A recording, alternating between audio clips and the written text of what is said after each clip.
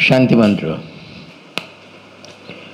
ओम सहना भवतु। ओम सहना भवतु। सहनौ भुनक्तु। सहनौ भुनक्तु। सह वीर्यं करवावहै। सह वीर्यं करवावहै। तेजस्विनावधीतमस्तु। तेजस्विनावधीतमस्तु। मा विद्विषावहै। मा विद्विषावहै। ओम शांति शांति शांति। ओम शांति शांति शांति। तो নচিকেতা যমের ওখানে গিয়ে 3 দিন 3 রাত্রি বসেছিল যমরাজের সঙ্গে দেখা করতে হবে বলে। খায়নি দায়নি, চুপ করে বসেছিল। এখানেও নচিকেতার গুণটা লক্ষ্য করতে হবে। আমি আমাদের যখন আশ্রমে ছোট যারা এসেছিল তাদের পড়াতাম তখন বলতাম যে তোমাদের যদি পাঠানো হয় তাহলে তোমরা গিয়ে ও যমরাজা অফিসে নেই বলে ফেরত চলে আসতে।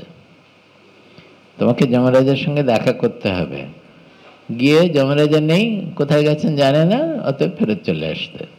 কিন্তু এখানে নচিকেতা কি করলো? যমরাজের সঙ্গে দেখা করতে গেছে, উনি নেই, উনি ফেরত আসবেন, বসেই রইল।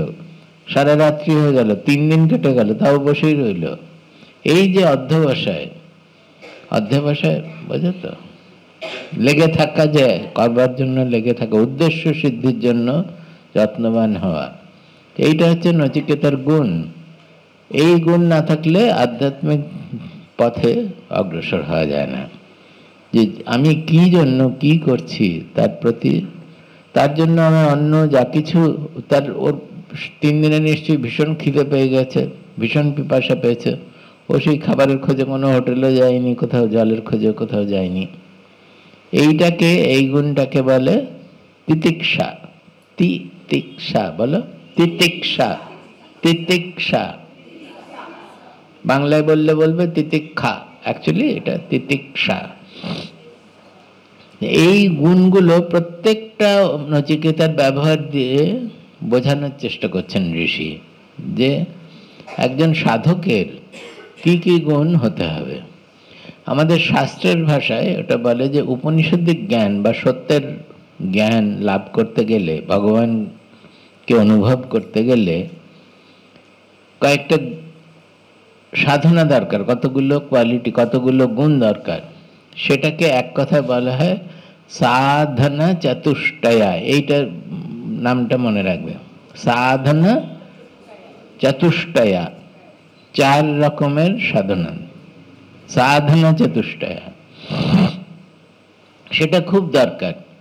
সমস্ত উপনিষদের প্রথমে যখন, এই উপনিষদগুলো তো সবার জন্য ছিল, কিন্তু তারা সব হারিয়ে গিয়েছিল আমাদের দেশে। কেউ এগুলো করতো না, প্রচার করতো না, জানতো না। শুধু কয়েকজন, যেরকম গোবিন্দপাদ, গৌরপাদ, এরকম কয়েকজন সন্ন্যাসীর কাছে এগুলো থাকতো। সেই জন্য সাধারণ লোকে এই বিষয় জানতোই না।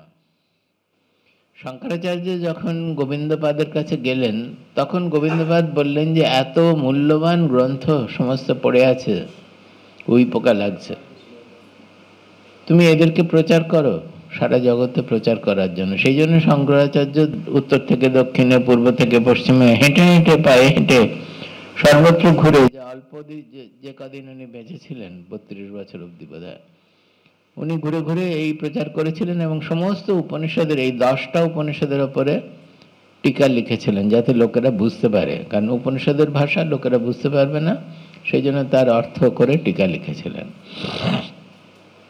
তো ওই শঙ্করাচার্যের যে টিকা লিখেছেন 10টা উপনিষদের ওপরে, কেউ কেউ বলেন 11টা, কারণ শ্বেতাশ্বতরা উপনিষদ তার মধ্যে ধরা হয়। তার প্রথমে উনি বলেছেন যে যে কোনো জ্ঞান লাভ করতে হলে তার একটা যোগ্যতা দরকার হয়। কিরকম? ধরো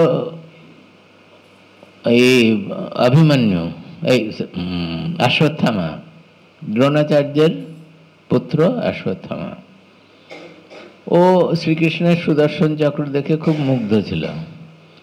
ওর মনে হলো যে আমিও একটা, আমি যদি এই সুদর্শন চক্রটা পাই তাহলে আমি সবাইকে হারাতে পারবো। তো গিয়ে শ্রীকৃষ্ণকে বললো যে দেবে, তোমার সুদর্শন চক্রটা আমাকে দেবে? শ্রীকৃষ্ণ বললেন যে ওই তো রয়েছে, নিয়ে যাও, তো পড়ে আছে, নিয়ে যাও। ওটাকে নাড়াতে পর্যন্ত পারলো না, কেন? ওর যোগ্যতা ছিল না ওই অস্ত্র ব্যবহার করার। ওর নিজের বাবা ওনাকে ব্রহ্মাস্ত্র দেননি। কেন? অশ্বত্থামার মনের মধ্যে হিংসা ছিল, দ্বেষ ছিল, ঈর্ষা ছিল। সেরকম থাকলে পরে অত বড় একটা অস্ত্র তাকে দেওয়া যায় না, কারণ ওনার যোগ্যতা নেই। এইগুলো না সব খুব ভালো করে বুঝতে হয়।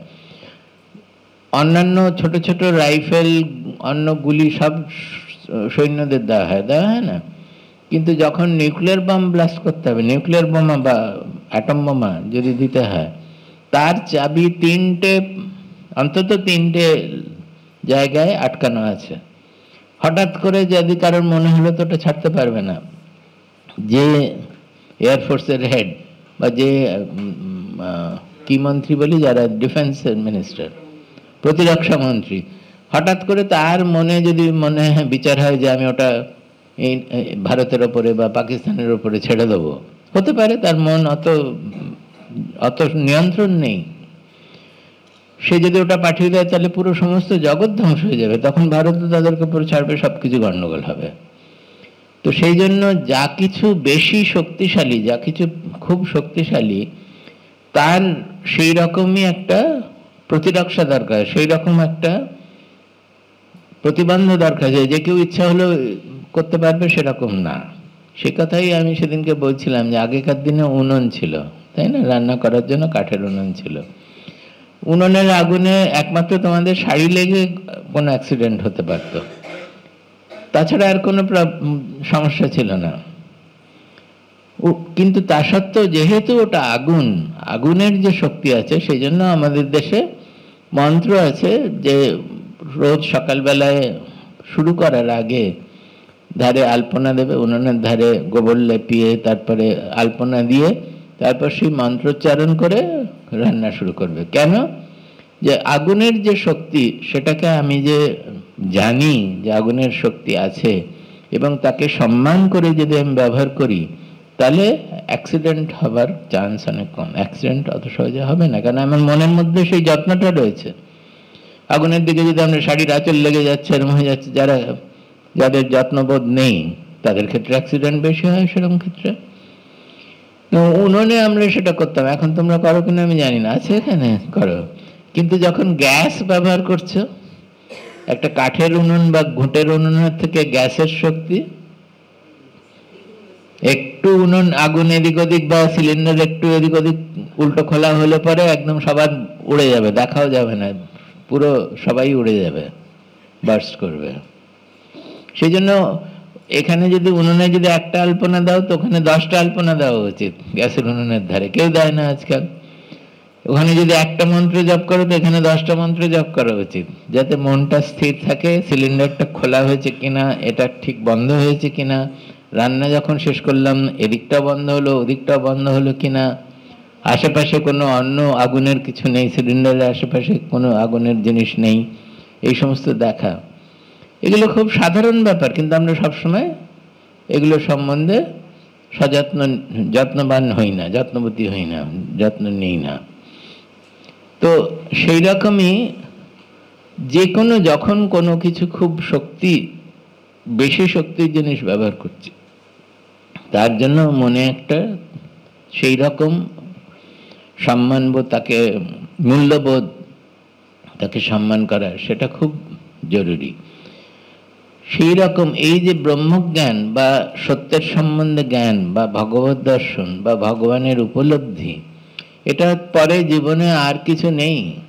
এটা হচ্ছে মনুষ্য জীবনের, মানব জীবনের শেষ কথা।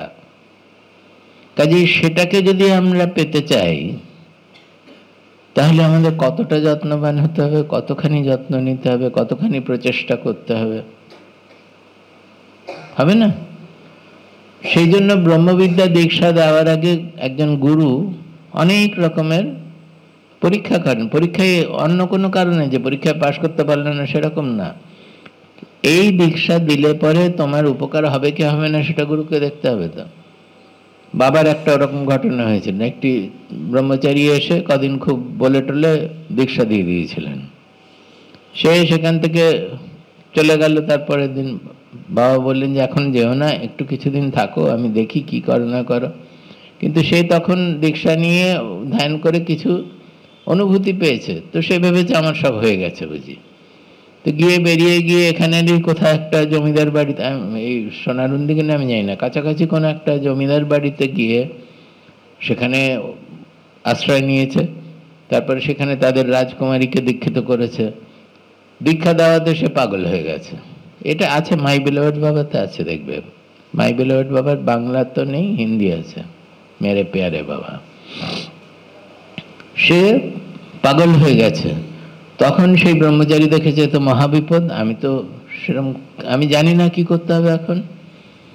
তো উনি বলেছেন যে দেখো বাবা, আমি জানি না, আমি যাচ্ছি, কিন্তু ওই আমি যার কাছ থেকে এই শক্তি পেয়েছি তিনি ওইখানে দক্ষিণ খণ্ডে থাকেন, ওই বাড়িতে থাকেন, এই ধরনের নাম, ওখানে গিয়ে ওনার পায়ে পড়ো, দেখো কিছু হয় কিনা। বলে সে চলে গেছে ওখান থেকে। তো বাবা দেখলেন যে একদিন 6-7 জন, একটা জমিদার বাড়ি তো কাজে অনেক 7-8 জন, মনে নেই নম্বর, বেশ একটা দল এসে পৌঁছলো। কি হয়েছে, সঙ্গে একটি মেয়ে, তার মাথা খারাপ হয়ে গেছে। তা তারা এসে বলল যে এই হয়েছে, এই ব্রহ্মচারী এসেছিলেন, তিনি এরকম ওনাকে ইনি দীক্ষা দিয়েছেন, ও দীক্ষা দিয়ে দিয়েছে, তারপরে মাথাটা খারাপ হয়ে গেছে। তো বাবা বললেন যে আমার তো সেরকম কোনো অলৌকিক ক্ষমতা কিছু নেই, তবে এখানে থাকুন আপনি, ও আর ওর মা, ওর সঙ্গে ওর মা বা কেউ একজন থাকার উচিত, পার্টিকুলারলি মা, বিশেষ করে মা। এখানে থাকুন, যতদিন দরকার হয় থাকুন, আমি দেখব আমার দ্বারা যদি কিছু সম্ভব হয়, আমি প্রার্থনা করব যাতে ভালো হয়ে যায়। যদি ভালো হয়ে যায় ভগবানের কল্যাণে তো ভালো, কিন্তু আমি বলতে পারি না যে আমার ওরকম ক্ষমতা আছে, অলৌকিক ক্ষমতা আছে যা দিয়ে আমি ভালো করে দেব। সেটা আমার ক্ষমতা না, ভগবানের ক্ষমতা, ভগবানের কল্যাণ, ভগবানের দয়ায় কল্যাণ হতে পারে। সে প্রায় কয়েক মাস ছিলেন, আমার এখন ভালো মনে নেই, 3 মাস বা 6 মাস, অনেক দিন ছিলেন ওই মেয়ের মা। তারপরে একদম ভালো হয়ে গিয়েছিলেন, ভালো হয়ে গিয়ে ফেরত গিয়েছিলেন। আমাদের স্বামীজি, বাবা তো দেখেছেন পরে, আমাদের স্বামীজিও বোধ হয় ওনাকে দেখেছেন পরে কলকাতায়, ওই মেয়েটির সঙ্গে দেখা হয়েছিল, যে সে তখন বলেছিল।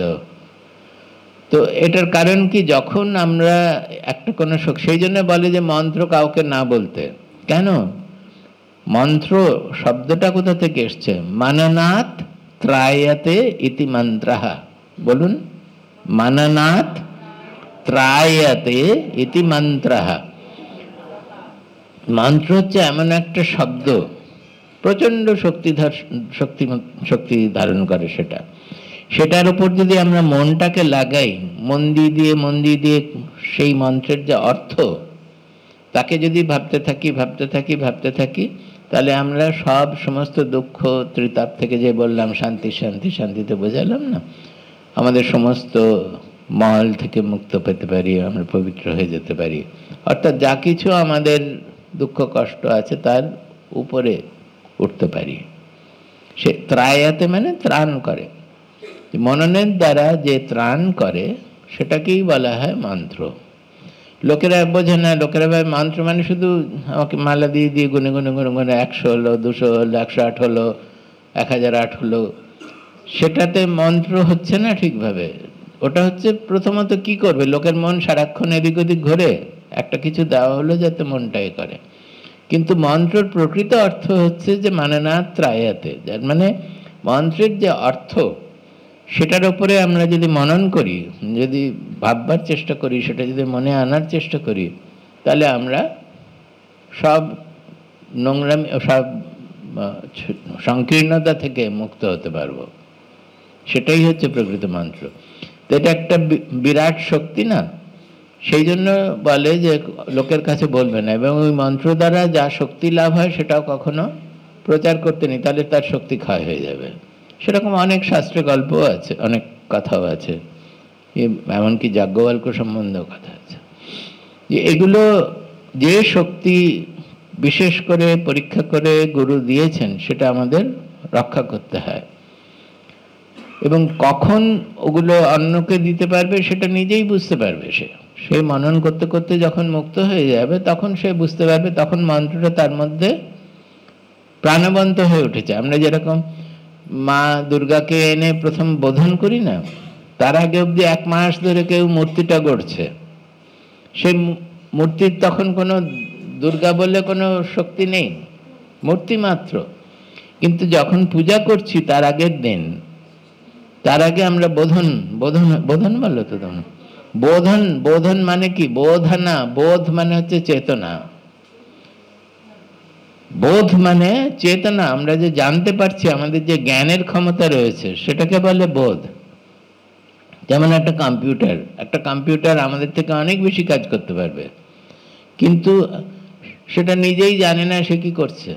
আমরা ওটাকে যা করাবো সবকিছু আমাদের থেকে অনেক ভালো করে করবে, কিন্তু কম্পিউটারের কোনো বোধ শক্তি নেই, জানবার জ্ঞান নেই, জানবার শক্তি নেই। সেটাই হচ্ছে পার্থক্য মানুষের সঙ্গে। আমরা যা করছি না, যা দেখছি সবকিছু আমরা জানতে পারছি, সেই চেতনাটাই হচ্ছে পার্থক্য। তো ওই চেতনাকে জাগ্রত করাকে বলে বোধন। বোধন আমরা যে বলি, বোধনা মানে তাকে জাগ্রত করা, মাকে জাগ্রত করা, তার মধ্যে সেই শক্তি নিয়ে আসা। কে সেই শক্তি আনতে পারবে?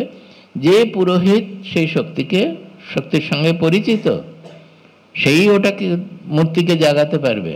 তারপরে সে সবাইকে আশীর্বাদ করার মূর্তির ক্ষমতা হয়, সবাই এসে। সেটা শুধু দুর্গাপুজো না, সমস্ত মন্দিরেও তাই। সেই জন্য যখন পুনঃপ্রতিষ্ঠা হয় মন্দিরে, 12 দিন ধরে অনুষ্ঠান চলে। অনেক যত পুরোহিত আছে সবাই আসে, তারা সারাক্ষণ মন্ত্র উচ্চারণ করছে, হোম করছে, যজ্ঞ করছে। তার দ্বারা কি করছি, সেই যে দেবতা যে তাকে জাগ্রত করা হচ্ছে। তারপরে যখন লোকেরা আসবে সেই দেবতা তাদেরকে আশীর্বাদ করতে পারবে। তার দ্বারা যত লোকে আসবে আস্তে আস্তে সেই দেবতার শক্তি ক্ষয় হতে থাকে, শক্তি ক্ষয় হতে থাকে।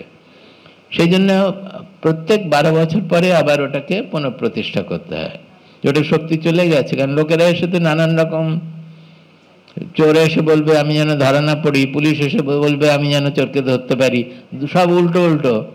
কেউ এসে কারোর সঙ্গে হয়তো স্বামী বা স্ত্রীর সঙ্গে ঝগড়া, সে এসে বলবে ও মরে যাক, এরকম প্রার্থনাও থাকে।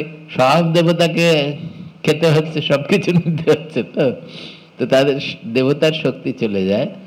তাই জন্য আবার 12 বছর পরে পুনঃপ্রতিষ্ঠা করা হয়। তো এখানে কথা হচ্ছে যে কোনো কিছু মূল্যবান, কোনো কিছু খুব শক্তিমান কিছু একটা দিতে গেলে কে নিতে পারে তার যোগ্যতা থাকাটা খুব দরকার। তো সেই রকম এই ব্রহ্মজ্ঞান বা সত্য সম্বন্ধে জ্ঞান বা নিজের আত্মা সম্বন্ধে জ্ঞান, আত্মিক উপলব্ধি, এর জন্য যে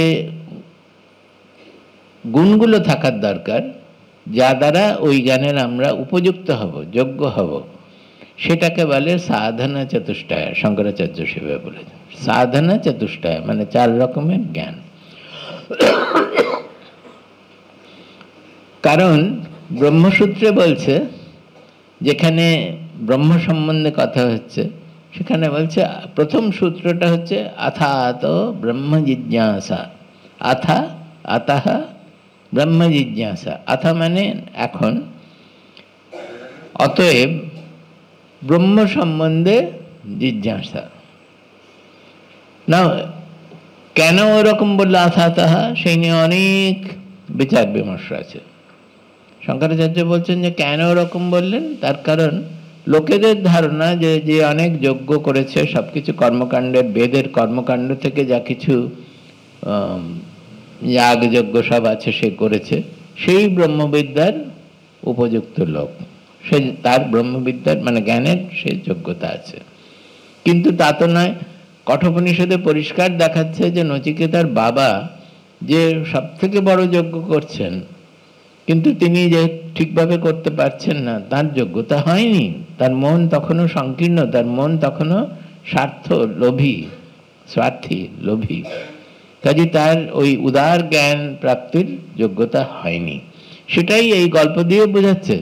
নচিকেতা 7 বছরের শিশু, শিশু না কুমার, 7 বছরের কুমার, সে কোনো যাগযজ্ঞ করেনি, সে বেদের কোনো সেরিমনি, কোনো অনুষ্ঠান কিচ্ছু করেনি, অথচ ওর মনে যে গুণগুলো আছে তার দ্বারা ও ব্রহ্মবিদ্যায় যোগ্য।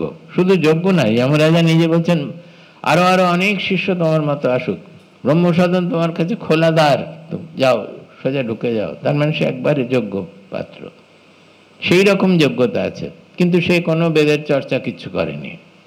সেখানে শঙ্করাচার্য বলছেন যে বেদের চর্চা করলে শুধু হবে না, বেদের চর্চাটা এই জন্য করবে যাতে মনটা বড় হয়। সবাই ছোট মন নিয়ে শুরু করবে, কিন্তু মন আস্তে আস্তে বড় করতে করতে যখন এই গুণগুলো তার মধ্যে হবে, এই 4 রকমের গুণ হবে, তখন সেই জ্ঞান লাভের যোগ্যতা অর্জন করে। এখন কেউ যদি বেদের কিছু রকম নাও করে থাকে, এমনিতেই তার মনে সেই গুণগুলো আছে, তাহলে সে সেই জ্ঞানের যোগ্যতা রয়েছে, যেরকম নচিকেতা। তো এগুলো সমস্ত যুক্তি দিয়ে, তর্ক দিয়ে সবকিছু বোঝানো আছে। যদিও তর্কের দ্বারা কিছু হবে না, কিন্তু আমাদের বোঝবার জন্য সবকিছু আছে, গল্পের মধ্যে দিয়ে উপনিষদ বলেছে।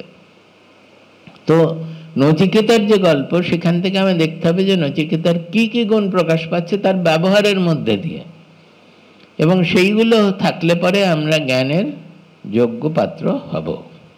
পাত্রটাকেই তৈরি করতে হয়, জ্ঞান কিছু দুর্লভ না। পাত্রটা যদি ফুটো পাত্র হয় তাহলে যত জল ঢালো পড়ে যাবে, কালকের পড়া না বলতে পারার মতন। পাত্রটাকে ভালো করে পরিষ্কার করে, তাছাড়া পাত্রটা যদি নোংরা থাকে তখন খুব ভালো অমৃত ঢাললে পরেও সেটা ঘোলা হয়ে যাবে। সেই জন্য পাত্রটাকে পরিষ্কার করতে হবে, সব ফুটো বন্ধ করতে হবে যাতে ধরে রাখতে পারে। এটাকে বলে ধারণ ক্ষমতা, ধারণ ক্ষমতা। যে শুধু শুনলে হবে না, শুধু বুঝলে হবে না, ধারণ করতে হবে, সেটা হচ্ছে সব থেকে বড় ক্ষমতা। তো এই সাধনা চতুষ্টয় যে 4 মুখী যে গুণের কথা বলেছে, এটার নাম হচ্ছে, একটু তোমাদের মনে করে করে রাখতে হবে। এখানে আমি স্লাইড টাইড কিছুই দেখাতে পারবো না, না হলে দেখিয়ে টেকিয়ে দিলে পর একটু মনে থাকে ভালো করে। প্রথমেই হচ্ছে বিবেক, বাংলায় বলি বিবেক, অ্যাকচুয়ালি সংস্কৃতে বিবেকা। বিবেক বৈরাগ্য শমদমাদি ষड्ग সম্পত্তি মুমুক্ষা, এই হচ্ছে সাধনা চতুষ্টয়। বিবেক বলো, বৈরাগ্য শমদমাদি षड्ग সম্পত্তি মুমুক্ষা, এই 4টে গুণ। বিবেকা, তারপরে হচ্ছে বৈরাগ্য, সবকটারই অর্থ আমাদের বুঝতে হবে এক এক করে। সমদমাদি ষड्ग সম্পত্তি মানে হচ্ছে সম দম ইত্যাদি, সমদমাদি মানে সম দম ইত্যাদি, ষड्ग সম্পত্তি মানে হচ্ছে 6 প্রকার সম্পত্তি। আমাদের ক্ষেত্রে সাধারণ আমাদের সম্পত্তি কি? সোনা দানা, চাষবাস, লোকবল, এগুলো হচ্ছে আমাদের সম্পত্তি, তাই না? কিন্তু এই আধ্যাত্মিক জ্ঞানের সম্পত্তি হচ্ছে সব ভিতরের সম্পত্তি, বাইরের সম্পত্তি না। আপনার 25টা প্রাসাদ থাকলে পরেও আধ্যাত্মিক জ্ঞান পাবেন না যদি না ভেতরের সম্পত্তি থাকে। আর যে রাস্তায় বসে মুড়ি খাচ্ছে তারও যদি ভিতরের সম্পত্তি যদি থাকে, সে জ্ঞান পেতে পারে, পয়সার উপরে নির্ভর করবে না। বুঝতে পারছো? তো আর শেষটা হচ্ছে মুমুক্ষা, মানে মোক্ষের ইচ্ছা কে বলে মুমুক্ষা। জ্ঞানের ইচ্ছা জিজ্ঞাসা, সংস্কৃতে সেরকম ভাবে জ্ঞানের ইচ্ছা জিজ্ঞাসা, মোক্ষের ইচ্ছা মুমুক্ষা। যে মোক্ষ পেতে চায়, মোক্ষ মানে কি? মুক্তি। মুক্তি মানে কি বলবে? আর জন্মাতে হবে না, সেটা সাধারণ। কিন্তু আধ্যাত্মিকে আর জন্মাতে হবে না কোনো কথা নেই, মুক্তি হতে হবে এই জন্মেই। পরের জন্ম আছে কি নেই তার কিছু যায় আসে না, এখানেই মানে জীবন মুক্তি যাকে বলে, সেটা হচ্ছে আমাদের উপনিষদের বক্তব্য। এখানেই যা আমাদের যে বন্ধন, কি বন্ধন আছে আমাদের মনে, সবাই বলতে পারবে কি কি বন্ধন আছে। আমি ভালো হতে চাই কিন্তু ভালো হতে পারি না, সবসময় বাবার উপরে ঝগড়া, বাবার সঙ্গে ঝগড়া করি। আমার মনটাকে আমি পবিত্র করতে চাই কিন্তু পবিত্র হতে পারি না, সারাক্ষণ অন্যের দোষ দেখে তাদের নিন্দা করি। আমি শান্ত হতে চাই কিন্তু আশেপাশের সব লোকের ওপরে, বউয়ের ওপরে, শাশুড়ির ওপরে, বরের ওপরে সারাক্ষণ মনে ক্রোধ হয়। তার মানে আমি যা হতে চাই আমি হতে পারছি না, এটা একটা বন্ধন না? কুকুরকে যেন বাঁধা রাখা হয়েছে, কুকুরকে দৌড়ে দৌড়ে খেলা করতে চায়, এটা খেতে চায়, গু খেতে চায়, এখানে যেতে চায়, ও গু খায়? জানি যে গু খায় না, আমাদের সুরিয়া গু খায়, সেজন্য সবসময় মুখে এরম করে পরিয়ে দেওয়া হয় যাতে গু খেতে না পারে, মুখে একটা লাগিয়ে রাখা হয় বন্ধ। তো যা করতে চাইছি সেটা করতে যদি না পারি সেটা তো বন্ধন। সেরকম যারা ভালো হতে চাইছে কিন্তু হতে পারছে না, কোনো গুণ আপনাতে চাইছে কিন্তু পারছে না, সেগুলো সব বন্ধন। সুখী হতে চাই কিন্তু সুখী হচ্ছি না, এটা একটা বন্ধন। কখনোই বন্ধন মুক্ত হবে যখন আর আমার সুখের প্রতি কোনো আকাঙ্ক্ষা থাকবে না। আমরা সুখের আকাঙ্ক্ষা করছি কিন্তু সুখ পাচ্ছি না, সেই জন্য তো দুঃখ পাচ্ছি। কিন্তু যখন সত্যি সত্যি চিরন্তন সুখ পাবো তখন সুখের জন্য আর কিছু করব না, যা আসছে তাই করবো, যা হচ্ছে তাই হবে, সুখের জন্য তার পিছনে দৌড়বো না। যতক্ষণ আমরা সুখের পিছনে দৌড়াচ্ছি মানে আমাদের মন বাঁধা, আমরা সুখ পাইনি। মোক্ষ বা মুক্তি মানে হচ্ছে মন পরিপূর্ণ হয়ে যাবে, কিছুই আর চাই না। স্বামীজি বারে বারে বলেন না কিছুই চাই না, বাবা সবসময় বলতেন কিছুই চাই না, কিছুই চাই না। কেন কিছুই চাই না? কিছু পাবার নেই, আর কিছু প্রাপ্তির নেই, কারণ মনটা পূর্ণ হয়ে গেছে। সেইটাই হচ্ছে মুক্তি, মনের পূর্ণতা হচ্ছে মুক্তি। সেই জন্য এই আশ্রমের নাম দেওয়া হয়েছে পূর্ণ আশ্রম, যে কিছুই চাই না, সেটাই হচ্ছে পূর্ণাশ্রম। মন এত পরিপূর্ণ হয়ে যাবে যে সে অন্য কিছুর পেছনে দৌড়াতে চাইবে না। তো এই হচ্ছে চারটে, তার মধ্যে এই সম দাম আদি 6 প্রকার সম্পত্তি। এই সব সম্পত্তি হচ্ছে আন্তরিক সম্পত্তি, বাইরের সম্পত্তির কথা না। এইগুলো হচ্ছে সম দম, মানে সামা দমা তিতিক্ষা উপরতি শ্রদ্ধা সমাধানা, এই 6টি। তো শুরু করতে হচ্ছে বিবেক থেকে, সেটা হচ্ছে প্রথম। কেন প্রথম হচ্ছে বিবেক? কারণ এই দেখো না তোমাদের বিবেক, দ্যাট ইজ সংস্কৃতে যদি বলি বিবেক, বিবেক বৈরাগ্য, বাংলা যেটাকে বৈরাগ্য বলে। সমদমাদি ষড্গ সম্পত্তি, সম দম আদি 6 প্রকার সম্পত্তি। সম্পত্তি মানে ট্রেজার, সম্পত্তি আমাদের। মুমুক্ষা, এই চারের মধ্যে তৃতীয়টাতে আবার 6 ভাগ রয়েছে, ষড্গ সম্পত্তি। বোঝা গেছে? লিখেছ? পেন্সিল নিয়ে আসবে, লিখে নেবে মাঝে মাঝে। তো বিবেক হচ্ছে প্রথম। বিবেকটাকে এমনি শাস্ত্র অনুযায়ী বলা হয় নিত্যানিত্য বস্তু বিবেকঃ, নিত্য অনিত্য বস্তু বিবেকঃ। কিন্তু সেটা অনেক দূরের কথা, উপরের কথা। আমি সংক্ষেপে বলবো আমাদের জন্য কোন বিবেক দরকার। নিত্য মানে হচ্ছে যে সব সময় একই, অনিত্য মানে হচ্ছে যে সারাক্ষণ পরিবর্তনশীল। এই যে আমাদের বুদ্ধির একটা শক্তি, যে দুটোর মধ্যে পার্থক্যকে জানা, যদি সত্যি সত্যি বিচারশালী হয়, কেউ বিচার করে দেখে, তাহলে দেখবে যে এই সৃষ্টিতে যা কিছু আছে সবকিছু পরিবর্তনশীল। তা নাহলে সৃষ্টি হবেই না। সৃষ্টির গোড়াতে সেদিনকে বললাম না, সেই জন্য সংসারা বলছে, সম্যক সরতি ইতি সংসারা, জগৎ বলছে গচ্ছতি ইতি জগৎ। মানে এটা স্বভাবই হচ্ছে সারাক্ষণ পরিবর্তনশীল। তাহলে আমরা কিসের কথা বলি যে অমৃত বলি, অমৃতত্ব কথা বলা হয় তো অমর, আমি অমর। কি করে অমর বলবে? আমরা যা কিছু জগতে দেখছি কোনো কিছু অমর নয়, সবকিছু পরিবর্তনশীল। তো নিত্য বলতে কিছু নেই জগতে, সবকিছুই অনিত্য। মিথ্যা কথাটা ব্যবহার করো না, ওটা আমরা না বুঝে ব্যবহার করি, ঠিক মতো ব্যবহার করতে পারি না। ও সবকিছুই মিথ্যা, কাজে আমার আসলে কাজ করতে চায় না, অলস, তাই বলে সবকিছু মিথ্যা। বেদান্ত অনেকেই ওরকম আমি করতে চাই না, না কি আছে, ওটা তো শাস্ত্রে বলেছে ওটা মিথ্যা। তাহলে তুমি শাস্ত্রে মিথ্যা, তো সবকিছুই মিথ্যা শাস্ত্রে। অলস হয়ে বসে রয়েছে কেন? আলস্য মিথ্যা শাস্ত্র অনুযায়ী। কাজে যেটা হচ্ছে অনিত্য, অনিত্য মানে পরিবর্তনশীল, সবকিছুই পরিবর্তনশীল। তো বুদ্ধি দিয়ে আমরা বুঝবো যে একমাত্র পরিবর্তনশীল নয়, চিরন্তন হচ্ছে আমাদের আত্মা বা চেতনা, যাতে পুরো জগৎ দেখাচ্ছে, পুরো জগৎকে প্রকাশ করছে। আমাদের চেতনা না থাকলে জগৎকে দেখতে পাবো কি? কিছুই দেখতে পাবো না। কিন্তু সেই পরিবর্তনশীল জগৎ প্রকাশিত হচ্ছে চেতনার মধ্যে, যেটা কখনো পরিবর্তনশীল নয়। আমি একটা ছোট্ট কথা বলছি, যে যদি ভেবে দেখো, জন্ম থেকে আমি এইরকম ছোট্ট ছিলাম, তখন আমি এই ভাবতাম। তারপরে একটু বড় হলাম, তখন আমার খেলা করতে খুব ভালো লাগতো। আর একটু বড় হলাম, তারপরে সেটা পাল্টে গেল, আমি এই খেতে ভালোবাসতাম, ওই খেতে, তারপর স্কুলে এই করলাম, তারপরে কলেজে এই করলাম, তারপর চাকরি করলাম। এই যে পরিবর্তনগুলো আমরা ভাবছি, শরীরটাও প্রথমে ছোট ছিল, দেখতে সুন্দর ছিলাম, এখন বিশ্রী হয়ে গেছি, এই সমস্তগুলো তখন পরিবর্তনশীল। আগে কি করতাম, তার মানে মনটা, আগে কালকে মনটা দুঃখী ছিল, আজকে মনটা সুখী হয়েছে, তার মানে মনটাও পরিবর্তনশীল, শরীরটা পরিবর্তনশীল, মনটা পরিবর্তনশীল।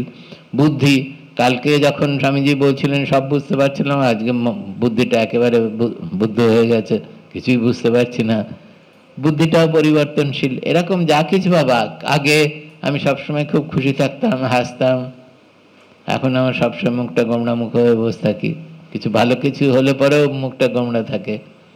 এটা যে মনের যে আবেগ, তার সেটাও পরিবর্তনশীল সবকিছু।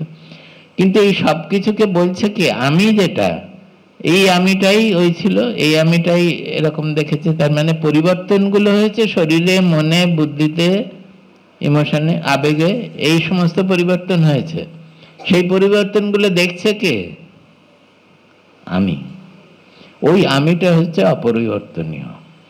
ওটা যদি পরিবর্তন হতো, তাহলে ওই পরিবর্তনগুলো বুঝতে পারতো না। একটা কথা ভাবো, যে ঘড়ি আছে, এখন কি হচ্ছে, ঘড়ির এই সাদাটা ঘুরছে কি?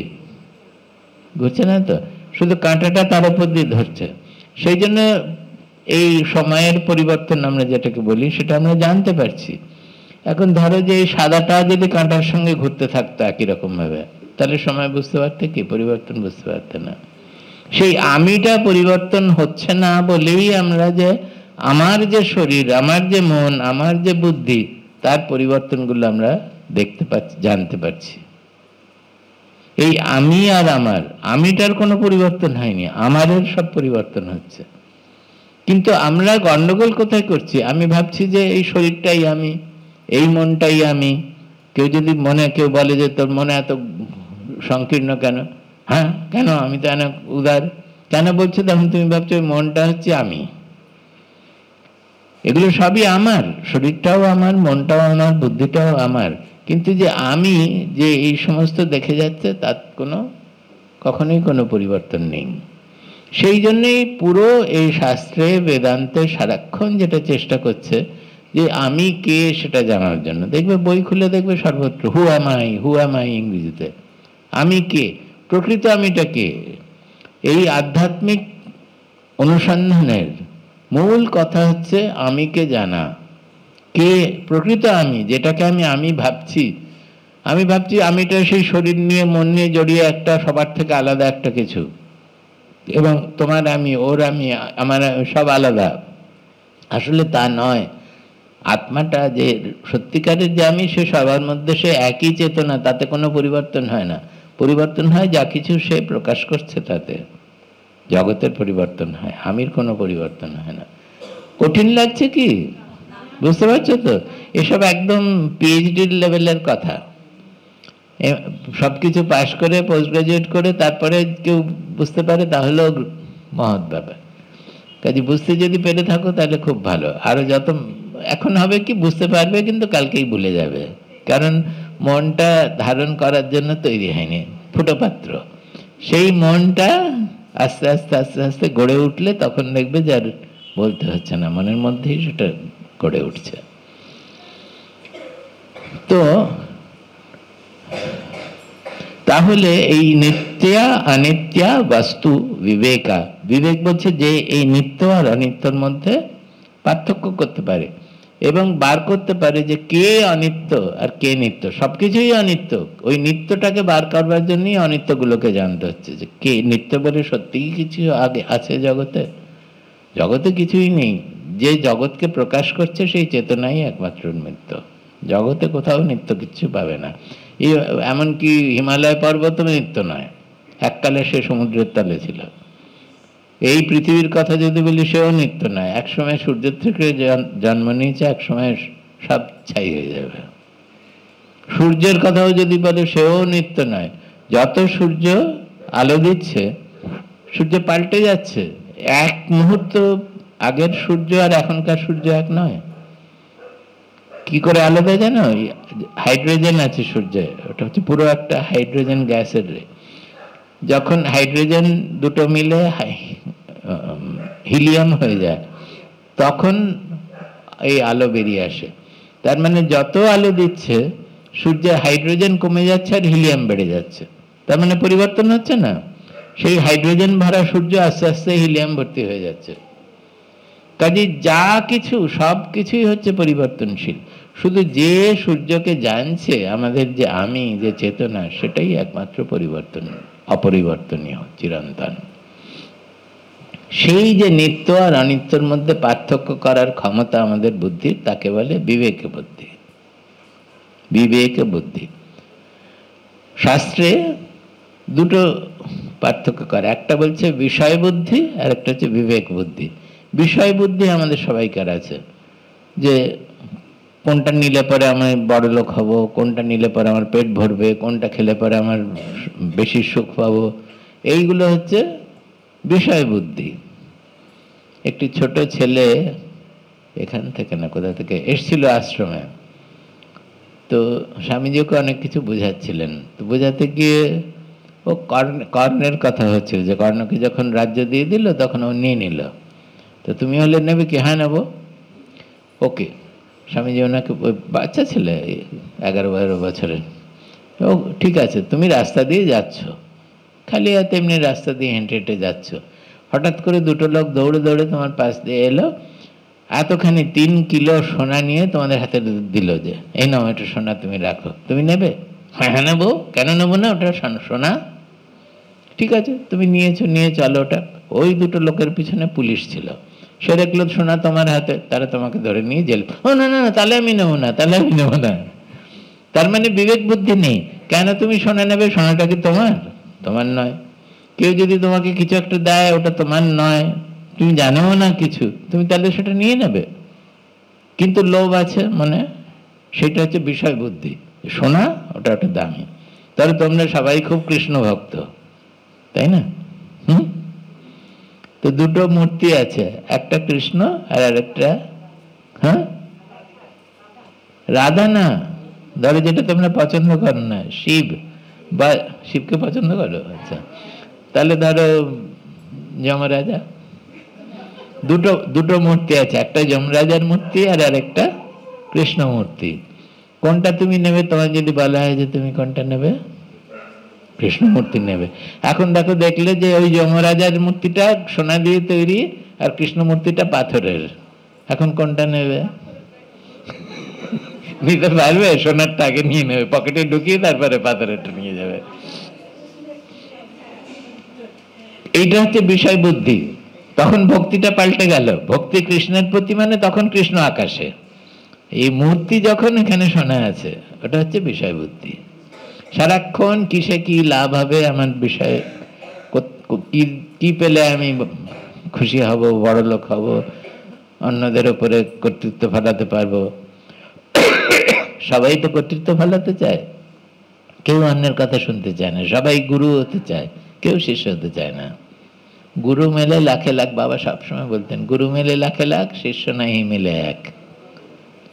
সবাই একটু কিছু জানলেও সবাইকে বলতে চায় যে এই এই এই, কিন্তু জানবার ইচ্ছা কারোর মধ্যে নেই। জানবার ইচ্ছা হতে গেলে তো নম্র হতে হবে, নম্রতার সঙ্গে যেতে হবে।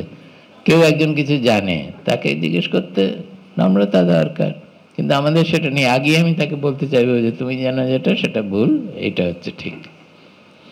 তো এই বিষয় বুদ্ধি হচ্ছে যে সারাক্ষণ কিসে আমার প্রাপ্তি, কিসে আমার লোভ পূর্ণ হবে, কিসের দ্বারা আমি মনে করছি আমি সুখী হব। সুখী কেউ হয় না, তা সত্ত্বেও দৌড়ায় তার পেছনে। সুখী যদি হতো তাহলে আর দৌড়াতো না, কিন্তু সুখী কেউ হয় না, কারণ তারা ভুল করছে, জানে না সুখটা কোথায়। সুখ বাইরে নেই, সুখটা ভিতরে। তো সেটাকে বলে বিষয় বুদ্ধি। আর এইটাকে বলে বিবেক বুদ্ধি, যে যার দ্বারা আমরা চিরন্তনকে পেতে পারি, যার দ্বারা আমরা চিরন্তন সুখের স্পর্শ পেতে পারি, যার দ্বারা আমাদের পূর্ণতা হতে পারে, আমরা পূর্ণতাকে বোধ করতে পারি, সেইটাকে বলে বিবেক বুদ্ধি। তার মানে নিত্য আর অনিত্য। অন্যটা বিষয় বুদ্ধিটা হচ্ছে সবসময় অনিত্য জিনিসের পিছনে ছুটছে। ইভেন এই এমনকি এই ডিগ্রি, শিক্ষার পিএইচডি ডিগ্রি, এই ডিগ্রি ওই ডিগ্রি, বা কোনো পজিশন সরকারি এতে আইএএস হবো, অমুক হবো, তমুক হবে, এই সবই হচ্ছে বিষয় বুদ্ধি। আর যার বিবেক বুদ্ধি আছে সে সব কিছুর মধ্যে বিচার করে কিসের দ্বারা আমি চিরকালের জন্য সম্পূর্ণ বোধ করব, সুখী হব, সেইটা নিয়ে যে করে। এখন এইভাবে কোনটা নিত্য আর কোনটা অনিত্য বিচার করাটা অনেক আগে গিয়ে হবে, এখনই পারবে না হয়তো। সেই জন্য আমরা যখন বলি তখন আমি বলি যে শুরুতে বিবেক শব্দটার অর্থ হচ্ছে এই শ্রেয়স আর প্রেয়সের মধ্যে বিচার করা। তার মানে কোন পথে গেলে আমি আর শেষ পর্যন্ত মঙ্গলকারী পথে যাব, এবং কিসের পিছনে গেলে আমার তাৎকালিক একটা সুখ হবে, কিন্তু আমি ওই মঙ্গলকারী পথ থেকে বিচ্যুত হয়ে যাব। টাকা পয়সা পাবো, কিন্তু আমায় সততার সঙ্গে সততা চলে যাবে বা অন্য কিছু চলে যাবে। এইগুলো যে বলে দেবে প্রথমে, সেটা হচ্ছে বিবেক বুদ্ধি। আমরা যেটা রোজকার জীবনে যেরকম ভাবে কাজে লাগাবো। তো এই শ্রেয়স আর প্রেয়সের মধ্যে যে নিত্য আর অনিত্য এখন আসছে না। এখন আপাতত জীবনযাপনের জন্য আমরা শ্রেয়স এবং প্রেয়স, যেটা চিরন্তন সত্য বা চিরন্তন সুখ, সেইটার মধ্যে, আর যেটা ক্ষণিক সুখ বা খালি লাভজনক কিছু, এই দুটোর মধ্যে পার্থক্য করার ক্ষমতাকে বলে বিবেক। বিবেকা, সংস্কৃতে বিবেকা। বোঝা গেছে কিছু? তো এটা তো একেবারেই দরকার, প্রথমেই এটা দরকার। কেউ যদি আধ্যাত্মিক পথে আসতে চায়, প্রথমেই তো সে তাহলে ভালো হতে চাইবে, যার দ্বারা মন শান্ত হবে সেটা চাইবে। কারণ অশান্ত মন দিকে চান, এগুলো কি করে আসবে? এখানে কত লোক আছে, হাজার হাজার লোক আছে, তার মধ্যে কজন এই সব কথা শুনতে আসে? এখানে বলে না, যে কোনোখানে। তার মানে তাদের মনে একটু অন্তত বিবেক হয়েছে যে এই কথা শুনলে পরে আমার জীবনে আমি ভালো কিছু পাবো বা চিরন্তন কোনো সুখ পাবো, কিছু তো একটা হয়েছে। সেটাই বিবেকের উন্মেষ, বিবেকের রুট হচ্ছে সেইখানে। তারপরে আরো অনেক সাধনা করতে হবে। যেমন এখন ধরো কারো বিয়ে হলেই তোমরা এটা ছেড়ে দিয়ে বিয়ের পিছনে যাবে, বা কোথাও একটা কেউ আইসক্রিম খাওয়াবে বললে পরে এটা ছেড়ে দিয়ে আইসক্রিম খেতে যাবে। তখন মনে বিচার করতে হবে যে আমি আইসক্রিম খাবো না এই কথা শুনবো, উপনিষদ শুনবো। দেখবে কিছুদিন পরে মন বলবে যে না, আজকে আমি আইসক্রিম খাবো না, আমি উপনিষদ ক্লাসে যাচ্ছি, তোমরা যাও আইসক্রিম খাও, আমি ওখানে যাব না। হবে না সেরকম? এইভাবে বিবেকটা আস্তে আস্তে আস্তে আস্তে বড় হতে থাকে, মনকে অধিকার করতে থাকে। এখন এইটা হলে যার বিবেক বেড়েছে, আপনা থেকেই তার মনে বৈরাগ্য আসবে। আমরা সবাই বৈরাগ্যটাকে ভুল বুঝি। বৈরাগ্য মানে আমাদের কি, যে বাড়িঘর ছেড়ে চলে যাবে, বনে গিয়ে থাকবে বা হাঁটতে থাকবে রাস্তায়। বৈরাগ্যের অর্থ সেটা নয়। বৈরাগ্য মানে হচ্ছে, এটা কথাটা এসছে বৈরাগ্যা, এটা এসছে বিরাগা। বিরাগা মানে যেখানে রাগা নেই। রাগ মানে রং, রং বা যেটা আমরা ধরে থাকতে চাই জোর করে, আসক্তি। এই রংটাকে সরিয়ে নেওয়া হচ্ছে বিরাগা। বিরাগা মানে রংটাকে সরিয়ে দেওয়া। আমাদের রংটা কি? এইটা ভালো, এটা ভালো না, এইটা আমার চাই, ওটা আমি চাই না। এই যে মনটা সারাক্ষণ লাভের পিছনে, কিছু একটা প্রাপ্তির পিছনে দৌড়চ্ছে, এবং কিছু পেলে যেটা নিজের সেটাকে আঁকড়ে ধরতে চাইছে, যেটা অন্যের তার প্রতি কোনো নেই। ধরো একটা গাছ দেখলে সবসময় তাতে জল দেওয়া উচিত, গাছটা বাঁচছে কিনা খেয়াল রাখা উচিত। আমরা সেটা করব না। যেই গাছটা আমি কিনলাম তখন সেটাতে জল দিতে হবে। যদি আমি বাড়ি ছেড়ে চলে যাব তখন গাছটার কি হবে কিছু জানি না, তার কোনো ব্যবস্থা না করেই চলে যাব, গাছ মরে যাক, মরে যাবে, যা হবে হবে। টবের যদি হয় তাহলে অন্য কাউকে দেওয়া উচিত যে তুমি জল দাও, এটা বাঁচতে হবে। গাছ বলে না, যে কোনো তো সেই বিরাগা মানে যেটা আমার নিজের পছন্দ অপছন্দ, সেই যে রংটা আমরা জগতে লাগিয়ে দেখছি, জগৎটাকে আমরা প্রকৃত জানতে পারছি না। সেই কারণে ধরো আমার ছেলে, অতএব আমি ওর দোষগুলো দেখতে পাবো না। যদি সে কোনো কিছু খারাপ কাজ করে, গুন্ডামি করে বা কিছু, বলবো ওর ছেলের জন্য হয়েছে,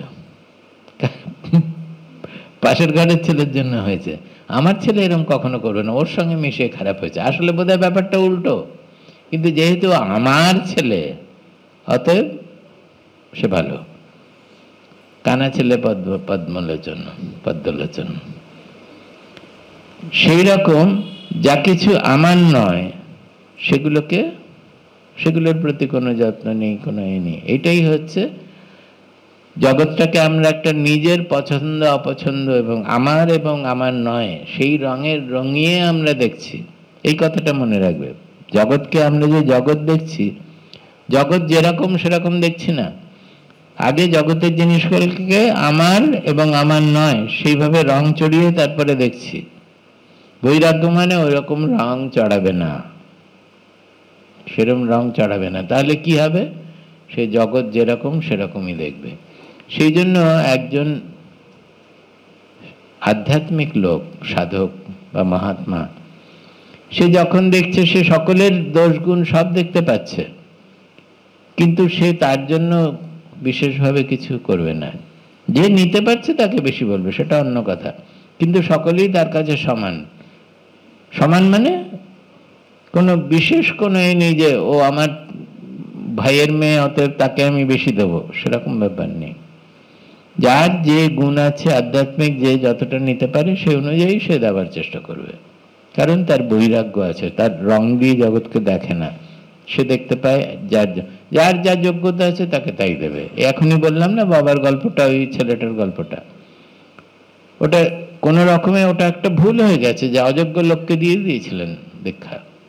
তারপর থেকে উনি অনেক সাবধান হয়ে গেলেন, দিতে চাইতেন না। সেই রকম একজন আধ্যাত্মিক লোক, এটা তার বৈরাগ্যের জন্য সে কোনো কিছু পছন্দ অপছন্দ অনুসারে কিছু করবে না। সে যার যা গুণ সেই অনুযায়ী করবে। তোমরা ভাবো যে বৈরাগ্য মানে বাড়ি ছেড়ে, ধরো আমার কথাই ধরো, ও কারোর প্রতি কোনো স্নেহ ছিল না, ভালোবাসা ছিল না, তাই বাড়ির বাবা মাকে, বড় বাবা মাকে ছেড়ে চলে গেলেন স্বামীজি। অনেকেই মনে করতো আমাদের আশেপাশের লোকেরা। কোনো প্রকৃত সন্ন্যাসী সে এই কারণে যায় না, সে যায় একদম অন্য কারণে। যে আধ্যাত্মিক পথে চলছে, আস্তে আস্তে তার হৃদয়টা বড় হতে থাকে, তাতে সারা জগৎ ঢুকতে থাকে। তার ভালোবাসা শুধু আমার বাবা, আমার মা, আমার ছেলে, আমার মেয়ের জন্য থাকবে না, তার ভালোবাসা সব দিকে ছড়িয়ে পড়ে। তখন কি হবে? তার ব্যবহারে একটা পরিবর্তন আসবে। যেরকম এখানেও দেখছি যে নচিকেতার ব্যবহার আমাদের মতন নয়, অন্যরকম ব্যবহার, সেরকম তার মধ্যেও তার ব্যবহার একটা পরিবর্তন আসবে। সেই ব্যবহারের সঙ্গে বাড়ির লোক যাদের সেই প্রসার হয়নি, অন্তরের প্রসার হয়নি, তাদের সঙ্গে এই ব্যবহার মিলবে না। বুঝতে পারছো? যে একজন কাউকে আধ্যাত্মিক খুব ভালো আধার ভেবে ঘরে নিয়ে আসা হলো, হয়তো সে দেখতে নোংরা, হয়তো সে নিচু জাতের, বাড়ির লোকরা বলবে কেন ওকে নিয়ে এসছিস, ওকে খাওয়াবো না, আমি খেতে দেবো না। বাড়ির লোকেদের ব্যবহার অন্যরকম। তারা দেখবে কার কি জাত, সে আমার বন্ধু কিনা, সে আমার বড় লোক লেভেলের কিনা, আমার থেকে নিচের কিনা, সে কি কাজ করে, কোথায় চাকরি করে, সবকিছু দেখে তার, যদি আমার বস হয় তাহলে তাকে সমস্ত উজাড় করে সব খাবো, তার কিছুই দরকার নেই, কিন্তু তার জন্য মদ কিনেও খাওয়াবো, হয় না? কিন্তু সেরকম তো নয়, সে যার জন্য যা দরকার সেই অনুযায়ী সে ব্যবহার করবে। তাই জন্য সে আর বাড়িতে থাকতে পারে না। এটা হচ্ছে ঠিক উল্টো। তার ভালোবাসা সবার থেকে চলে গেছে বলে সে সন্ন্যাসী হয় না, তার ভালোবাসার গণ্ডি এত ছড়িয়ে গেছে যে বাড়িতে থাকলে সে তার মতন করে চলতে পারবে না, সে পুরো জগৎকে নিজের করে নিতে ছেড়ে দেয়। সেটাই হচ্ছে সন্ন্যাস, সেটাই হচ্ছে সত্যিকারের বৈরাগ্য। বৈরাগ্য মানে মনের মধ্যে একটা আকাশের মতন সারাক্ষণ মনে হবে, আকাশবৎ চিদাকাশা, তার মন সারাক্ষণ আকাশের মতন হয়ে থাকবে। আকাশ কেন? যাতে কোনো দাগ পড়ে না। আকাশ মানে স্পেস, যাতে কোনো দাগ পড়ে না, তাতে যা কিছু আসছে সব কিছুই তার মধ্যে আছে। কোথাও কেউ মরে গেল তাতেও কিছু হয় না, কেউ যে বিশেষ কিছু হলো তাতেও সে জানছে সব কিছু দেখছে। কেউ মরে গেল তো সে হাততালি দিয়ে নাচবে না, সে কাঁদবে দরকার হলে।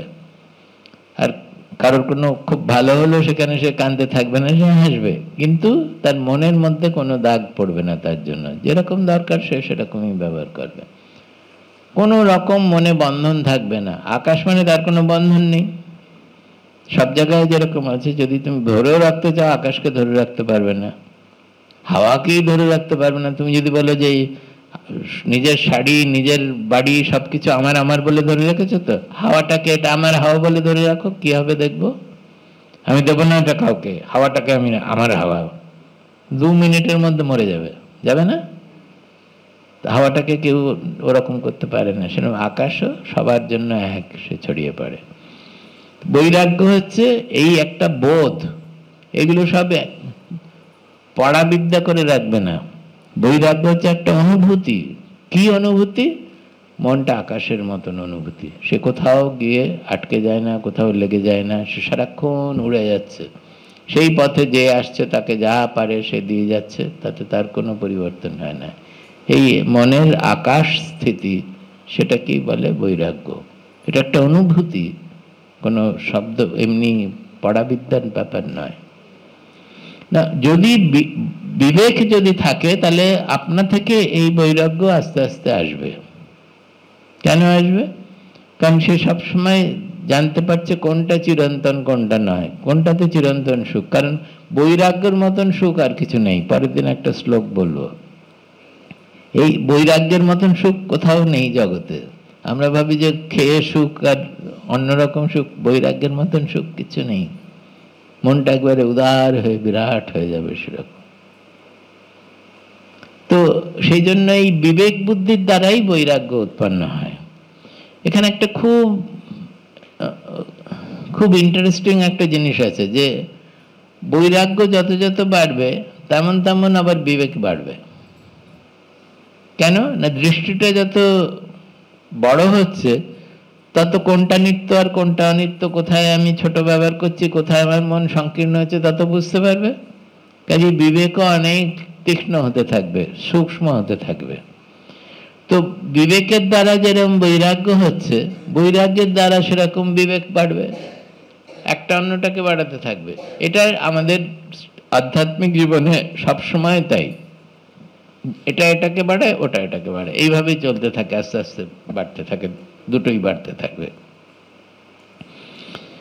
কালকে এর পরের গুলো বলবো, যে বিবেক বৈরাগ্য হলো তো, আর বিবেক আর বৈরাগ্য মিলে তারপরে বাকি দুটো, যার মধ্যে থার্ডটা হচ্ছে, তৃতীয়টা হচ্ছে, 6টা আছে তার মধ্যে, এই সবগুলো তার থেকে আসতে থাকবে। এই 4টে যখন যথেষ্ট পরিমাণে মনকে আলোকিত করছে, মনকে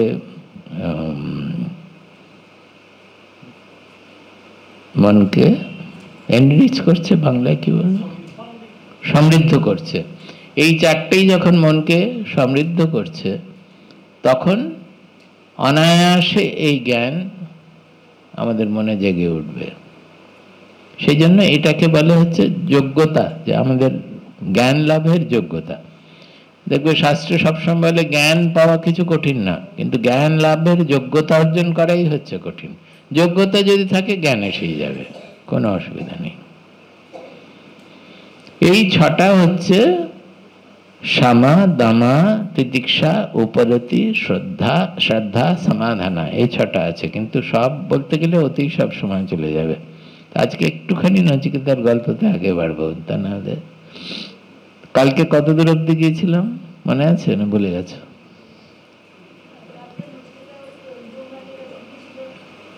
তিনটে বর, তারপরে শেষের বরটা কি ছিল?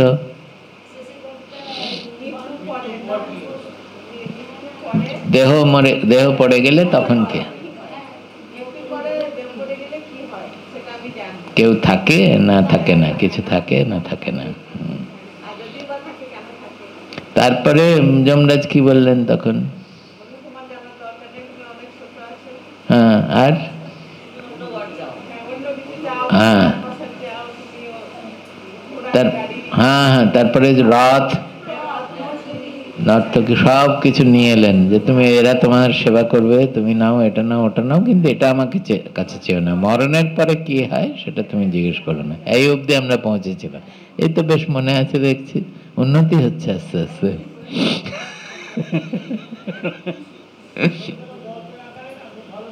হ্যাঁ, অত দূরে বসছো কেন? সামনে তোমার মুখ এতক্ষণ আমি দেখতেই পাইনি।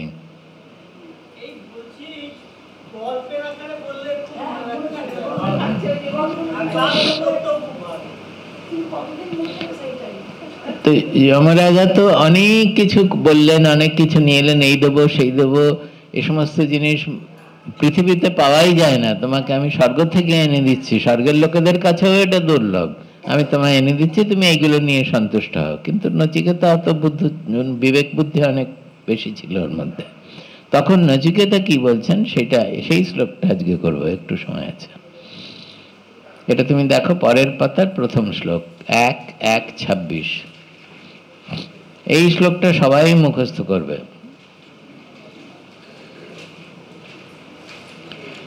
শোভাবা, বলো শোভাবা শোভাবা শোভাবা মর্ত্যস্য মর্ত্যস্য यदन्तकैतत् यदन्तकैतत् यदन्तकैतत् यदन्तकैतत् शोभावामर्त्यस्य यदन्तकैतत् शोभावामर्त्यस्य यदन्तकैतत् शोभावामर्त्यस्य यदन्तकैतत् शोभावामर्त्यस्य यदन्तकैतत् স্বভাবা, এটা শব্দটা হচ্ছে স্বাহ অভাবা, দুটো জুড়ে হচ্ছে স্বভাবা, স্বাহ অভাবা। স্বাহ মানে হচ্ছে কালকে। এই যে অশ্বত্থ গাছ আছে না, ওটা বলা নামটা হচ্ছে অশ্বত্থা। থা হচ্ছে স্থা থেকে এসছে, স্বা মানে কালকে, অশ্বত্থা মানে কালকেও যে থাকবে না। কেন ওটা গাছটার নাম দিল কালকেও থাকবে না? কারণ ওটা হচ্ছে সব থেকে বেশি জীবনের, সব থেকে বেশি লম্বা জীবনের গাছ, হাজার হাজার বছর থাকে। সেই গাছও কালকেও থাকবে না। অসত্য নাম দিয়েছে, এটাই আমি বলছিলাম যে সংস্কৃতের যে এই অপূর্ব সৌন্দর্য, এটা আমাদের সব শব্দ থেকে দেখতে হবে। একটা গাছ যেটা গাছ জগতের মধ্যে, বৃক্ষ জগতের মধ্যে সব থেকে বেশি স্থায়ী, তাকে ওরা বলছে এটাও ক্ষণস্থায়ী, এটা কালকেও থাকবে না। কাজে তোমরা ধরো না যে তোমরা কালকে থাকবে। আমরা ভুলে যাই তো, আমরা সবকিছু আঁকড়ে ধরে থাকতে চাই, কারণ আমরা জানি না যে আমাকে ছেড়ে চলে যেতে হবে। বলছে যে এই যে গাছ দাঁড়িয়ে আছে, এত বিরাট মহিরুহ দাঁড়িয়ে আছে, এ হয়তো তোমার বাবার ঠাকুরদাদার আমল থেকে রয়েছে, কিন্তু এও অনিশ্চিত, ক্ষণস্থায়ী। সেই জন্য নাম দিয়েছে অশ্বত্থ।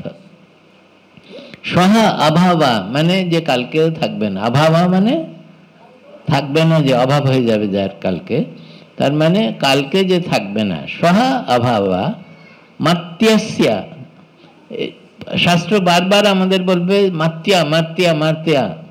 আমরা যদিও অমর, কিন্তু আমরা ভুলে যাই, এই অমরত্ব জানার কেউ চেষ্টা করি না।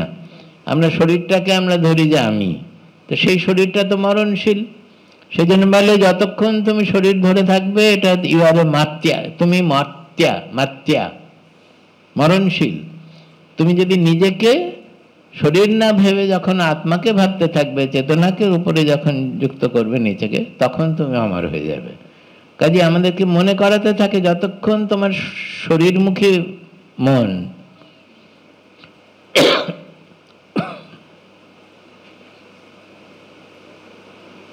ততক্ষণ তুমি মরণশীল। মাত্যাস্য মানে মর্তদের সবকিছুই হচ্ছে ক্ষণস্থায়ী, কারণ যেটা থাকছেও তুমি যদি চলে যাও তাহলে সেটা থাকার তোমার কাছে তো কোনো অর্থ নেই। বাড়িটা আমার আমার করে ধরে রেখেছো, যেদিন তুমি মরে যাবে বাড়িটা থাকবে, তুমি কোথায় থাকবে বলার আমার জন্য? ভূতেরা এসে থাকবে সেই বাড়িতে, ভূতের বাড়ি, তুমি থাকবে কি? তো মর্তর জন্য, আমরা যেহেতু মরণশীল মানুষ, আমাদের জন্য সবকিছুই হচ্ছে সহা অভাবা। ইয়াত আন্তকা এতৎ, আন্তকা হচ্ছে যমরাজের নাম। যমরাজকে আন্তকা বলা হয় কেন? আমাদেরকে মৃত্যু মুখে নিয়ে যায়। হে যমরাজ, এই যা কিছু তুমি নিয়ে এসছো, যা কিছু আমাকে দিয়েছো, 1000 বছরের আয়ু হোক, এই রথ হোক, এই নৃত্যগীত হোক, এরা সবাই ক্ষণস্থায়ী, এরা কালকেও থাকবে না। এত বড় একটা স্টেটমেন্ট গুরুর কাছ থেকে না, শিষ্যের কাছ থেকে আসছে। গুরু তাকে বলার আগেই শিষ্য তার যোগ্যতা দেখতে পাচ্ছি আমরা এখানে। পরের সেন্টেন্সটা তারপরে, সর্বেন্দ্রিয়াণাম सर्वेन्द्रियाणां জরয়ন্তি তেজঃ, जरयन्ति तेजः, সর্বেন্দ্রিয়াণাম জরয়ন্তি তেজঃ, सर्वेन्द्रियाणां जरयन्ति तेजः, শোভাবামত্যস্য যদন্তকৈতৎ, स्वभावामर्त्यस्य यदन्तकैतत्, সর্বেন্দ্রিয়াণাম জরয়ন্তি তেজঃ, सर्वेन्द्रियाणां जरयन्ति तेजः, জরয়ন্তি মানে যে জরাগ্রস্ত করে, তার মানে তেজ নিয়ে নেয়। জরায়ন্তি তেজঃ মানে তেজকে ক্ষয় করে দেয়, ক্ষয় করে দেয়, ক্ষয় হয়। সর্বেন্দ্রিয়ানাম, আমাদের যা কিছু ইন্দ্রিয় দিয়ে আমরা ভোগ করছি, জগৎকে তো ইন্দ্রিয় দিয়েই জানি, 5টা ইন্দ্রিয় দিয়ে আমরা জগতের সবকিছু নিচ্ছি, কাজে সেই সব ইন্দ্রিয়গুলোই জগৎকে ভোগ করছে। কিন্তু যত যত ভোগ করবে তত তত ইন্দ্রিয়ের ক্ষমতাও কমে যাবে। সেই জন্য আমরা রাত্রে যখন ঘুমোই, ভালো করে যদি না ঘুমোতে পারি, পরের দিন উঠে আমরা কাজ ঠিক মতো করতেই পারবো না, দেখতেও পারবো না ঠিক করে সব জিনিস, কারণ ইন্দ্রিয়রা দুর্বল হয়ে গেছে। তো সব সারাদিন কাজ করে ইন্দ্রিয়রা যে শক্তি ক্ষয় করেছে, সেটা সুষুপ্তিতে আমরা যখন আত্মার কোলে আছি, যখন কোনো ইন্দ্রিয় কিছু করছে না, শরীর কিছু করছে না, মনও কিছু করছে না, স্বপ্নও নেই। স্বপ্ন থাকলেও দেখবে ক্লান্তি আসছে। কেউ যদি ঘুমিয়েছে কিন্তু স্বপ্ন দেখেছে সারাক্ষণ, সেই স্বপ্নের জন্য মনে যে আলোড়ন হয়েছে, তার জন্য ক্লান্তি আসবে, কারণ ইন্দ্রিয়দের বিশ্রাম হয়নি, বহির ইন্দ্রিয়দের বিশ্রাম হয়েছে। যখন তুমি স্বপ্ন দেখছো, বাইরের চোখ খোলা নেই, বাইরের কান খোলা নেই, বাইরের জিভ নাক সবকিছু বন্ধ, তারা কাজ করছে না। কিন্তু এই সবগুলোর ইন্দ্রিয় তো ভিতরেরটা তো আসল। এই চোখ দিয়ে আমরা দেখি না, চোখ যে সিগন্যাল, যে আলোড়নটা আমাদের মাথায় পাঠাচ্ছে, ব্রেনে পাঠাচ্ছে, সেইখানে প্রকৃত দেখাটা হচ্ছে।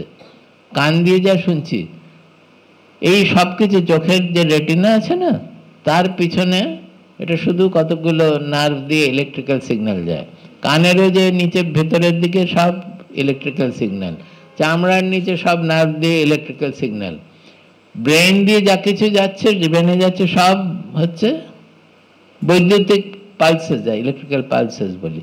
তারা গিয়ে আমাদের পুরো জগৎকে মাথার মধ্যে তৈরি করছে। জগৎটা মনের মধ্যে, মাথার মধ্যে না। মাথার মধ্যে যদি আমরা ইইজি আছে ওটা দিয়ে যদি ছবি নিই, দেখবো সব ইলেকট্রিক্যাল সিগন্যাল সেখানেও। কোথায় যে পুরো জগৎটা কেউ বলতে পারবে না, ওটা হচ্ছে মনের মধ্যে, ওই সিগন্যাল অনুযায়ী মনের মধ্যে তৈরি হচ্ছে। সেই জন্য যতক্ষণ ভিতরে মনের মধ্যে, স্বপ্নে হোক বাইরে হোক, জগতের আলোড়ন চলছে, ততক্ষণ আমাদের ক্ষয় হবে ইন্দ্রিয়গুলোর। সেই জন্য সুষুপ্তি চাই কিছুক্ষণের জন্য রোজ রাত্রে। সুষুপ্তিতে আমরা যদি যাই তখন তার থেকে যখন উঠি আমরা মনে করি একদম ফ্রেশ লাগছে, আবার একদম সজাগ হয়ে গেছি পুরো। সেটা ওই আত্মার কোলে বিশ্রাম আমাদের, তখন কোনো শরীর নেই, মন নেই, বুদ্ধি নেই, কিছু নেই, আমরা শুধু আত্মার করে ঘুমিয়ে আছি। সেইটার দ্বারা মন আবার সতেজ হয়ে ওঠে।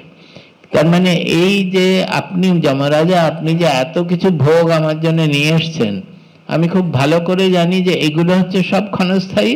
শুধু ক্ষণস্থায়ী না, এরা শুধু আমার ইন্দ্রিয়গুলোকে ক্ষয় করে চলে যাবে, এরা আমার কোনো উপকার করবে না। বুঝা যাচ্ছে? শুধু তাই নয়, আপনি আমাকে 1000 বছরের আয়ু দিয়েছেন, কিন্তু একটা লোকের আয়ু 10 বছর হোক, 100 বছর হোক, 1000 বছর হোক, তার মনে যদি আকাঙ্ক্ষা থাকে তাহলে সে কখনো মরতে চায় না, তাই না? এখন আমি মরতে চাইছি না, কেন? আমি আরো বেশি জগৎ ভোগ করতে চাই। 10 বছর পরে মরতে রাজি আছো? 100 বছর যদি কেউ মানে একটু রসগোল্লাটা নিয়ে, ডায়াবেটিস আছে চূড়ান্ত 300, সুগার লেভেল 300, আজকে কবে থাকবো তো জানি না, একটু রসগোল্লাটা খেয়ে নিই। ভোগ করতে চাইছে তখনও মন। কাজেই ভোগের প্রবৃত্তি যাবে না যতক্ষণ, ততক্ষণ কেউ মরবার জন্য রাজি নয়, কারণ সে জগৎকে ভোগ করতে চাইছে। সেই কথা নচিকেতা যমরাজকে বলছে যে আপনি যত লম্বা আয়ু দিন না কেন, আমাকে 10,000 বছরের আয়ু দিলেও আমার যদি ভোগ প্রবৃত্তি থাকে তাহলে সেটা আমার পক্ষে যথেষ্ট নয়। বুঝতে পারছো? যথেষ্ট কখন হবে? যে আমার যখন আমার ভোগ প্রবৃত্তি চলে যাবে, আমি বাঁচলে বাঁচবো, মরলে মরবো, আমার কিছুতেই কিছু যায় আসে না। কালকে মরেও যেতে পারি, মরে যাব। যদি বাঁচতে হয় আমি বাঁচবো, তাতেও কোনো অসুবিধা নেই। সেই যে পূর্ণতা বোধ, সেই যে সব আকাঙ্ক্ষার ঊর্ধ্বে, কামনার ঊর্ধ্বে যে মনস্থিতি, সেইটা যতক্ষণ না হচ্ছে, শুধু আয়ুটাকে বাড়িয়ে কোনো লাভ নেই। যমরাজা আপনি জানেন না, নচিকেতা বলছে যমরাজকে, আপি সর্বম জীবিতম অল্পমেবা। অল্প মানে হচ্ছে ইনসাফিসিয়েন্ট, মানে যথেষ্ট নয়। অল্প আমরা বলি না, এটা খুব অল্প, কম না। অল্প মানে কম না, অল্প মানে হচ্ছে যথেষ্ট নয়। ইংরেজিতে বললে ইনসাফিসিয়েন্ট, নট স্মল, ইনসাফিসিয়েন্ট। যতই আয়ু দিন, 100 বছর হোক, 1000 বছর হোক, 10,000 বছর হোক, একজন লোকের পক্ষে যার কামনা চলে যায়নি, বাসনা চলে যায়নি, তার পক্ষে সেটা যথেষ্ট নয়, অল্প। নচিকেতার তৃতীয় স্টেটমেন্ট, আপি সর্বম জীবিতম অল্পমেবা তবৈব বাহাস তব নৃত্য গীতে। ও যমরাজ, এই সমস্ত রথ, বাজনা, গীত, বাদ্য, এই সমস্ত যাদেরকে নিয়ে এসছেন তারা আপনার থাক, নচিকেতা কিছুই চায় না। এই জন্য নচিকেতা জ্ঞানের যোগ্য ছিল। এই শ্লোকটা আরেকবার পড়ে আমরা শেষ করব।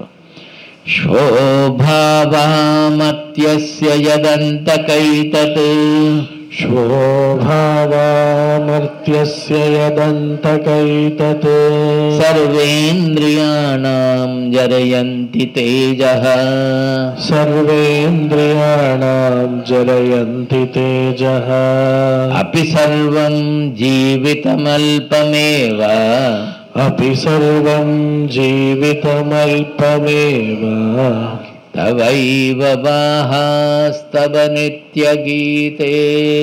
तवैव वाहास्तव नृत्यगीते। আরেকবার পড়ো, শোভাবামত্যস্য যদন্তকৈতৎ শোভাবামর্ত্যস্য যদন্তকৈতৎ সর্বেন্দ্রিয়াণাং জরয়ন্তি তেজঃ सर्वेन्द्रियाणां जरयन्ति तेजः अपि सर्वं जीवितमल्पमेव अपि सर्वं जीवितमल्पमेव तवैव वाहास्तव नित्यगीते। नृत्यगीते तवैव वाहास्तव नृत्यगीते तवैव वाहास्तव नृत्यगीते तवैव वाहास्तव नृत्यगीते। পারবে এরকম করে বলতে? কেউ বলবে না।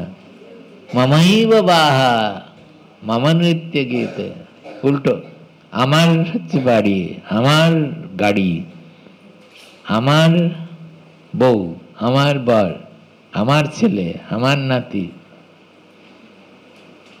সব যখন আর কিছু করার নেই নাতির দেখাশোনা করতে যাও। ছেলেদের উপর ছেড়ে দাও না, আঁকড়ে ধরে থাকবে যতক্ষণ না পুরো মাথাটা খাই, ততক্ষণ আঁকড়ে ধরে থাকবো। ইউএসএ তে গিয়ে দেখাশোনা করবো। আরে তাদেরকে তাদের পথে যেতে দাও, তুমি তোমার নিজের জীবনের আখিরটা দেখো, কেউ দেখবে না। Baby seater.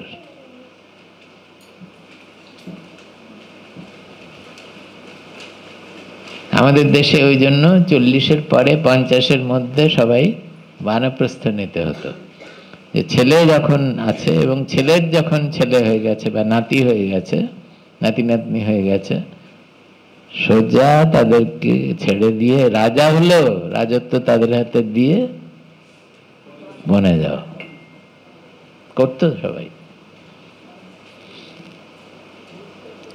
ওম সহনা ভবতু ॐ सहना भवतु सहनौ भुनक्तु सहनौ भुनक्तु सह वीर्यं करवावहै सह वीर्यं करवावहै तेजस्विनावधीतमस्तु तेजस्विनावधीतमस्तु मा विद्विषावहै मा विद्विषावहै। ॐ शान्ति शान्ति शान्तिः।